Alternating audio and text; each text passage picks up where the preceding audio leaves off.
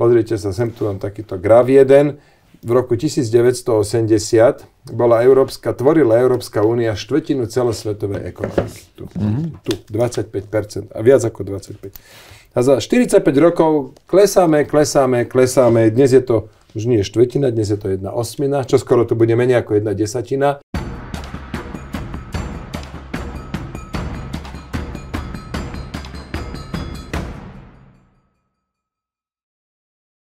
Želám vám dobrý deň, sledujete reláciu Karty na stôl denníka Plus jeden deň. Ja sa volám Noro Dolinský a mojím dnešným hosťom je bývalý predseda, dnes čestný predseda strany Sloboda a Solidarita, pán Richard Sulík. Dobrý deň.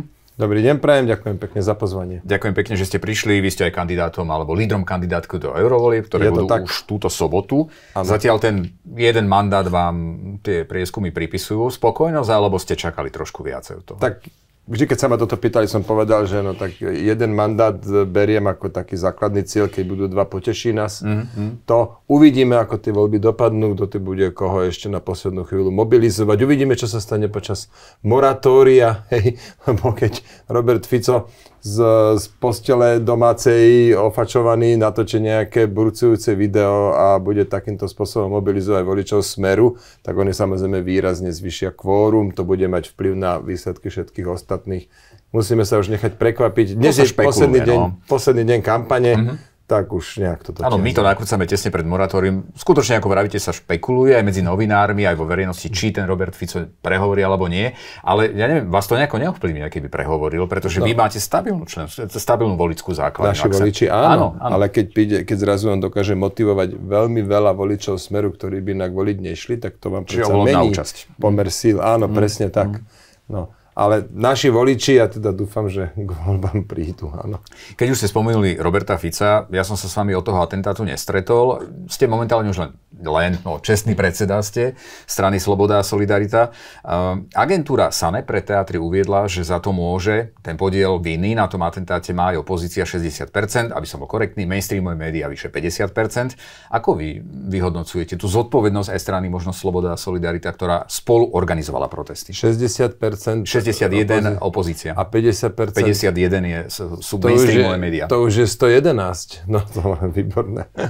A to bol iba vtip a povedal som to preto, lebo tieto prieskumy, ja si myslím, jednoducho dajú síce nejaký aktuálny, momentálny obraz, ale nejak vyvodzovať z nich nejaké vážnejšie závery.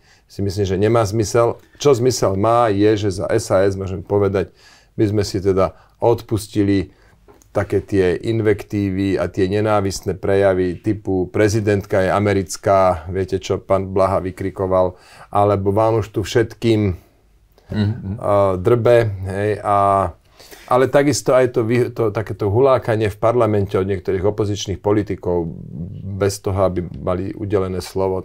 Toto sme my nerobili. Ja osobne som si obrovský pozor dával. Niektorí vaši poslanci strany Sloboda a Solidarita majú teda krátku zápalnú šnúru. Pani Vito Cigániková napríklad. Hovorím za seba, ja som si dával... Tak za seba. Dobre, tak za seba hovorím, že som si dával obrovský pozor, aby nič do takéhoto som sa nemontoval. Ale áno, tá nálada v spoločnosti, tie vzťahy, ako spoločnosť je rozpoltená, je to silne polarizované. Snáď sa to ukludní. Áno, teraz je tu taká fáza, že obviňujú jedni druhých, ale čo ja pozorujem, že napríklad výrazne sa vytratili vulgarizmy z politiky, z tej politickej komunikácie, z reči politikov a to je veľmi dôležité. Vy ste spomenuli, ale ja zareagujem na tých 111%, čo ste narátali, tí ľudia mohli povedať viac možností, áno? Čiže, preto ste povedali žárdal, aby sme to dovysvetľovali celé. Ale keď vravíte teda, že SAS nie je tá strana, ja vám zacitujem jeden výrok Branislava Grelinka, však vy ste ho odporúčali na post predsedu. Keby tu sedel, tak sa ho pýtam jeho, ale vy ako čestný predseda podľa mňa máte do toho čo hovoriť. A možno, že ani nemám. No, tak mi to vysvetlíte. Dobre, ja sa vás zacitujem. Na úrade vlády máme Putinovho poskoka, šéfa mafiánov na Slovensku. Vedľa Kočnera by mal v base dožiť aj Robert Fico. Čo si myslíte o tomto jeho výroku? Kedy to povedal? Na tribúne v rámci protestov. No, takže viete, do atentátu sa hovorilo veľa rôznych... To bolo pred kadečoho, tak za tie... Atentát vlastne bol presne pred 3 týždňami, dnes je streda. Áno. Tak presne. odvtedy si myslím, že si už všetci dávajú pozor na to, aby a teda volia správne, volia slova. No, vy ste ho odporúčili na post predsedu. Ja som ho aj podporil, aj volil. A predtým to bol ale Marián Vyskupič, ktorý má ale zase na druhej strane oveľa taký zmierlivejší slovník. Marián Vyskupič mal rodinné dôvody. To znie tak všeobecne, ale však môžem asi povedať, rozvádzal sa a mal veľmi ťažké obdobie v súkromí. A on síce má záujem kandidovať na predsedu, ale bolo úplne ľudsky, úplne pochopiteľné, že to nespravil. Takže nakoniec kandidoval Braňo, ja som Braňa podporil a ja som veľmi spokojný s tým, ako stranu teraz vedie.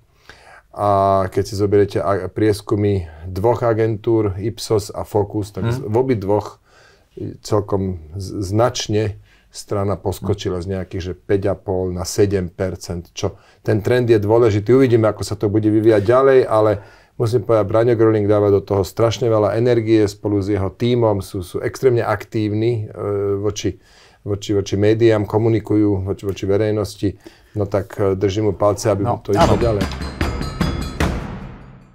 Ale nechcem vám teraz nejako nadbiehať, ale však poznáme sa z diskusí už veľmi veľa rokov. Dokonca niektoré boli aj s Robertom Ficom, ale vždy to bolo také vecnejšie, vždy to bolo také konštruktívnejšie. A to vám vyčíta aj vládna koalícia, aj teda slovník pána Grölinga, že ako keby tá opozícia a Saska trošku z Matovičovateľa, ale vy ste... Ale no prosím vás pekne. Nesúhlasíte s tým? Lebo vy ste vždy išli tak racionálne po tých ekonomických, sociálnych veciach, po živnostníkoch, podnikateľoch a podobne. A že teraz ten slovník sklzol do takých fráz. Ja vám garantujem, že naďalej je SAS pravicová strana, poctivá pravicová strana, jednoznačne propodnikateľská, preto lebo chápeme, že tých 1,5 milióna ľudí pracuje v súkromných firmách a keď sa súkromným firmám nebude sa dariť ani ich 1,5 milióna zamestnancom, nebudú dane odvádzať, nebude z čoho platiť 500 000 štátnych zamestnancov. Čiže toto DNA Sasky naďalej ostáva. Áno, povedzme, zmení sa nejakým spôsobom komunikácia, lebo tak nie sme všetci rovnakí. Ja som to robil nejak, Braňo Gröling to robí inak zatiaľ. Aspoň tieto dva prieskumy, Ipsos a Focus, potvrdzujú, že sa mu darí. Čiže neobávate sa, že vás PS pohltí svojím spôsobom? No tak viete, čo znamená pohltiť. No tak nejaké zlučovanie si myslím, že to nie je. Že vám prebehnú vaši voliči na stranu Progresívneho Slovenska. Však už prebehli, hej. Tí už sú všetci prebehnutí, už možno, že sa niektorí aj vrátia. Dobre. Ešte som tu mal otázku k Lex atentát. Teraz vyjde balík zákonov. My ešte nepoznáme presné znenie, iba také vládna koalícia púšťa, aby som preto navrhujem, počkajme, rád sem prídeme na budúce a vyjadrím sa. Tak to vás beriem ale za slovo. Teda. Aj keď sa stanete europoslancom, že chcete sa vyjadrovať ďalej domácej politike, predpokladám. Áno. Dobre. Keď ma pozvete, a čak nakoniec koľkokrát som ja odmietol pozvanie. No ani raz to vám musím povedať. Takže keď ma pozvete, príďte. Ale je veľa takých politikov, ktorí neodmietajú, ale to som rád. To zase nedevalvuje to, že som rád, že vždy príjmete pozvanie.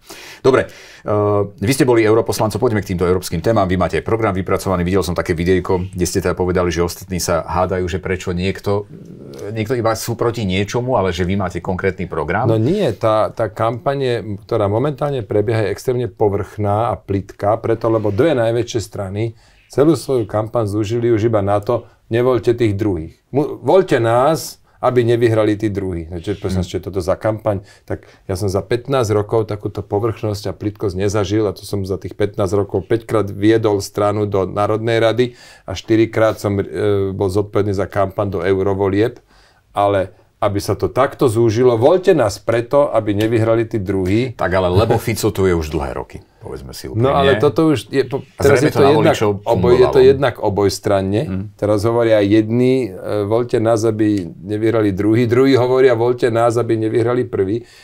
Ani jedna z tých dvoch najväčších strán, ani množstvo ďalších strán si nedali námahu, aby napísali riadny program. V podstate Saska je jediná strana, že s niečím, čo sa dá nazvať, že volebný program. To je asi ako keď chcete ísť vyrábať auto. No musíte mať konštrukčné plány. A riadiť krajinu je určite náročnejšie ako vyrábať auto. A keď nemáte tie konštrukčné plány, teda volebný program, ako chcete riadiť krajinu alebo správne hlasovať v Európskom parlamente. Čiže to by fungovalo pri pragmatickej, ako hovoríte, politike, čo by každý očakával, že politici majú byť vecní, konštruktívni, pragmatickí. Vy tie programy máte vždy pred každými voľbami a dokonca agendy 2030, ja si to pamätám všetko veľmi dobre, ale otázka je, či je dopyt po takýchto stranách ešte momentálne? No, dopyt nie je.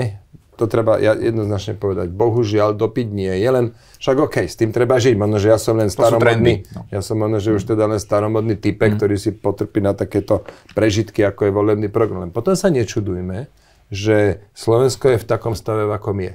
Lebo keď vyhrali strany s programom, s reformami, ktoré vedeli, čo chcú robiť, napríklad v 2002 roku SDKU, ja som pre nich robil daňovú reformu, tak tam bol jasný plán, ideme zreformovať dane a pozrite si potom, ako letela ekonomika v rokoch 2004, 2005, 2006, Čínu sme predbehli v niektorom z tých rokov.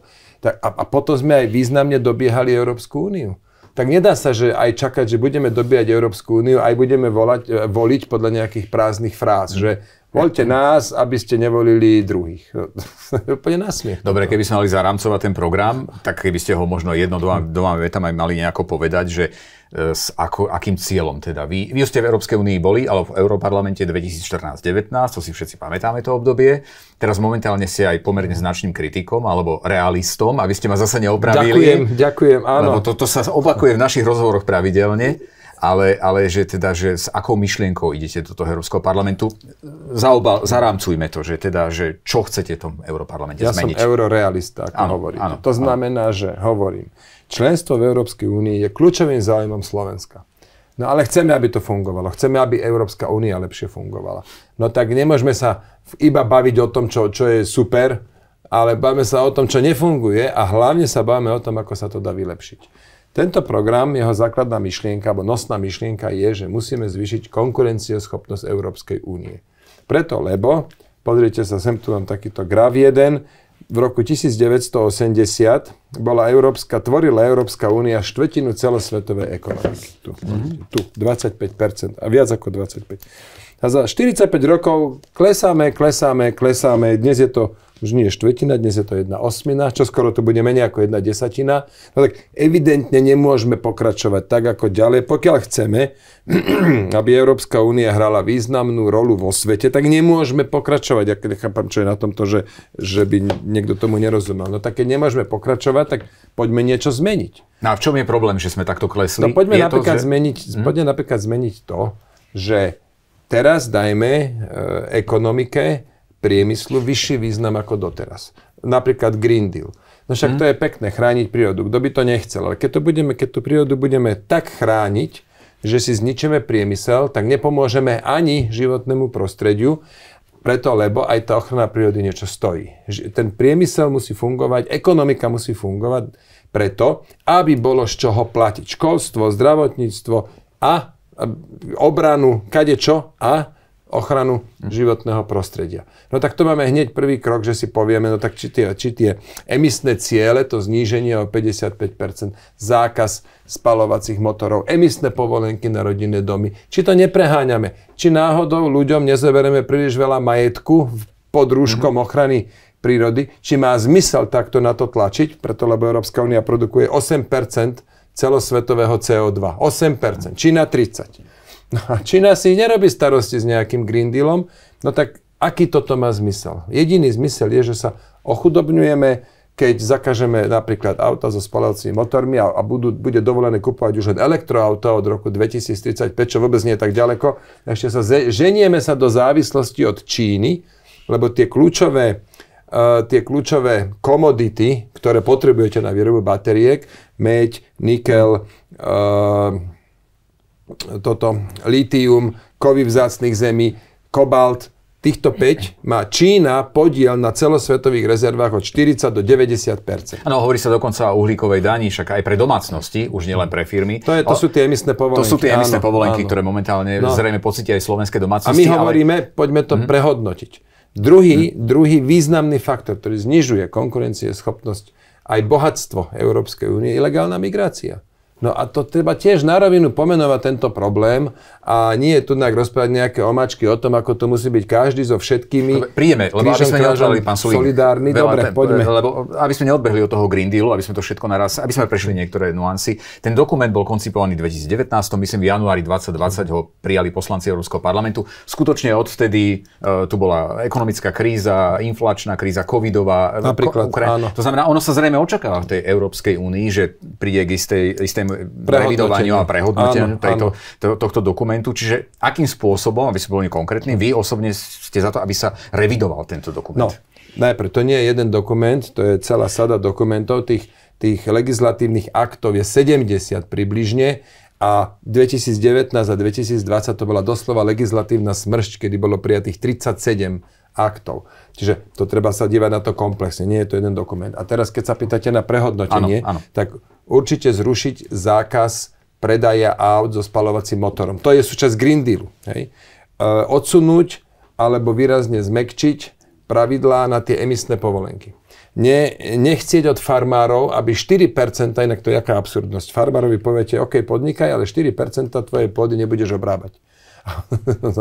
To za hlavu chytám. Čiže toto napríklad nechceť od farmárov. Tak to som vám hneď 3 príklady uviedol. Samozrejme máte ďalšie opatrenia, napríklad v oblasti kancelárskych priestorov. Tam sú teraz povinní všetci robiť rekonštrukcie, renovácie. Tak aj toto odsuňme, nerobme to, nenúďme ich, pokiaľ sa tam dá fungovať, tak nemusíme tu hneď všetko robiť naraz, lebo idú do toho nepredstaviteľne veľké peniaze. To sa bavíme o tisíckach miliárd eur, ktoré môžu byť použité na vedu, výskum, zdravotníctvo, na inovácie. Nie, my to všetko pcháme do toho, že teraz robíme veci, ktoré by sme inak nerobili a potom sa len čudujeme, som to ukazoval, že Európska únia upadá.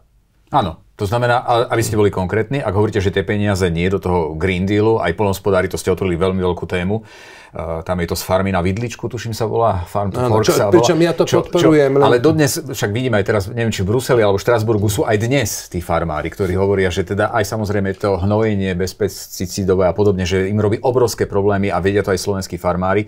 Dokáže sa vôbec Európska únia svojím spôsobom, alebo Európsky parlament a komisia zobudiť? No, možno, že sa nezobudia tí, ktorí všetko toto spôsobili. Preto napríklad ja osobne určite nebudem hlasovať za Ursulu von der Leyen ako opätovnú komisárku. Ona prešla minulé tesne. Ak si spomíname, rok 2019 nejakých 10 hlasov rozhodlo ináč vtedy. Toto, tak berem to ako informáciu, nevedel som to, ale každopádne ja za ňu hlasovať nebudem, lebo ona je predsa podpísaná pod celým týmto šialenstvom, čo sa tu dialo. A potom ešte raz hovorím, ja som za ochranu prírody. Dovolím si tvrdiť, nikto pre ochranu prírody nespravil viac ako Saska. Ale že my to robíme efektívne. Spolu s Karolom Galekom, mojím štátnym tajomníkom, sme odstavili uholnú elektráreň Mochovce o 7 rokov skôr. Tak, 10 miliónov tón CO2 ušetrených. Tak, keď načítate všetky ostatné aktivity, nebudete na 10 miliónov tónach. Takže robíme to efektívne, s rozumom. Urýchlili sme Mochovce 3 napríklad. Ale tento ošial, ktorý došiel, s tým podrúžkom Green Dealu, to hlavne, ja mám veľakrát pocit, tam ide hlavne o to niečo ľuďom hlavne zakazovať.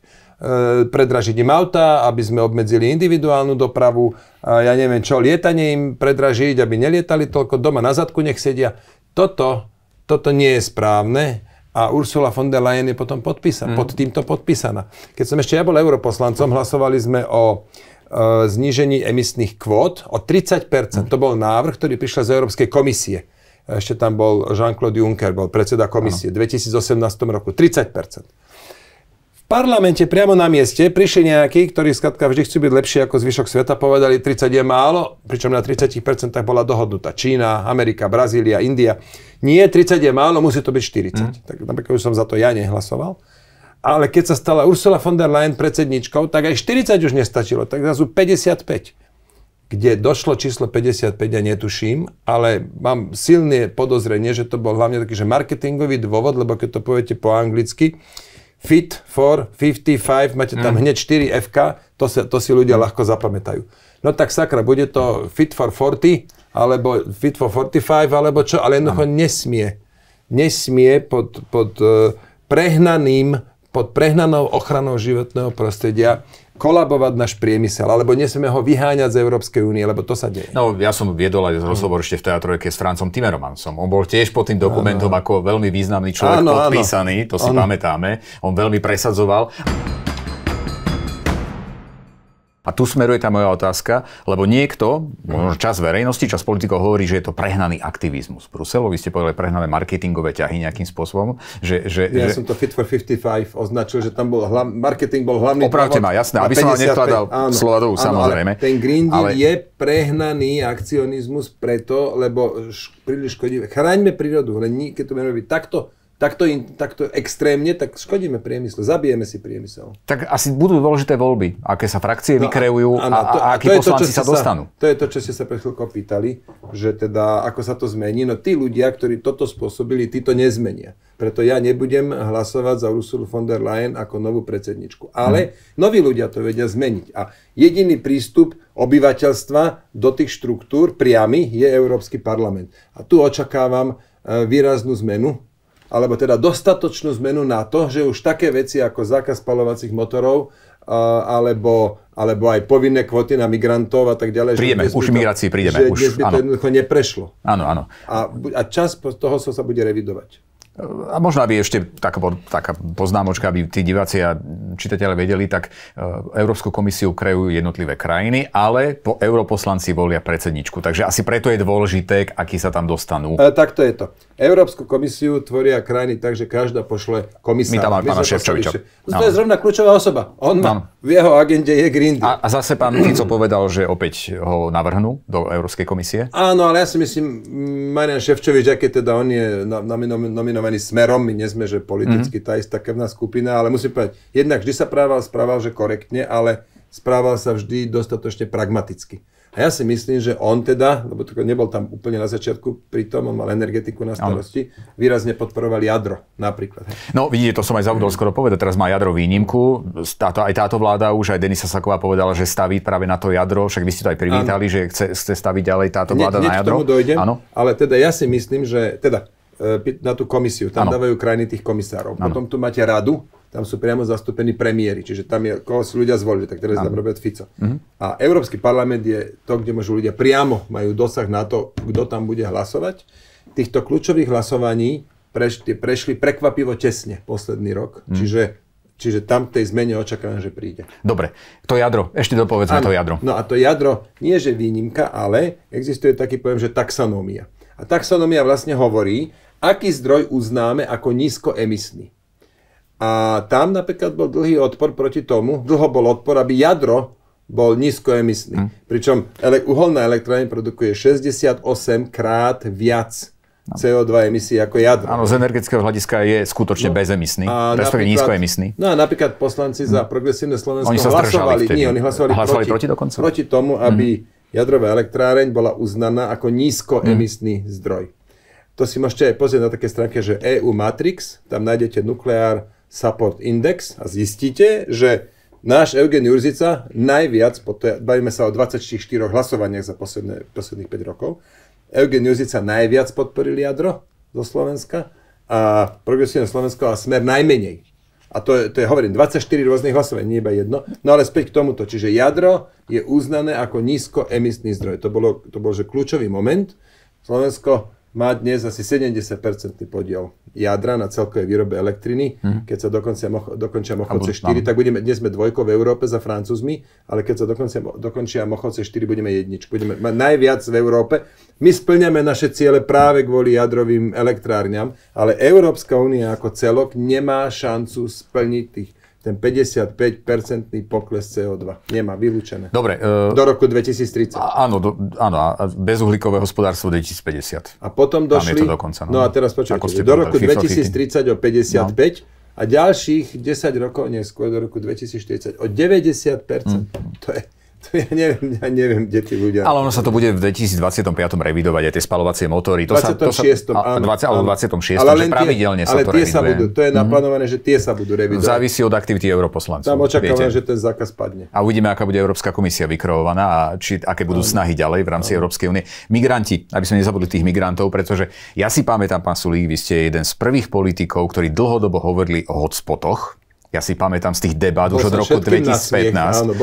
A teraz je to v pakte o migrácii. Nechcem vám tým nahrávať a poviem aj o chvíľu taký protiargument, ale teda stále je to vaša agenda, respektíve vaša myšlienka, že to by bolo najefektívnejšie? Áno, to je jediné riešenie, že najefektívnejšie. To je jediné riešenie, ktoré bude ako tak fungovať.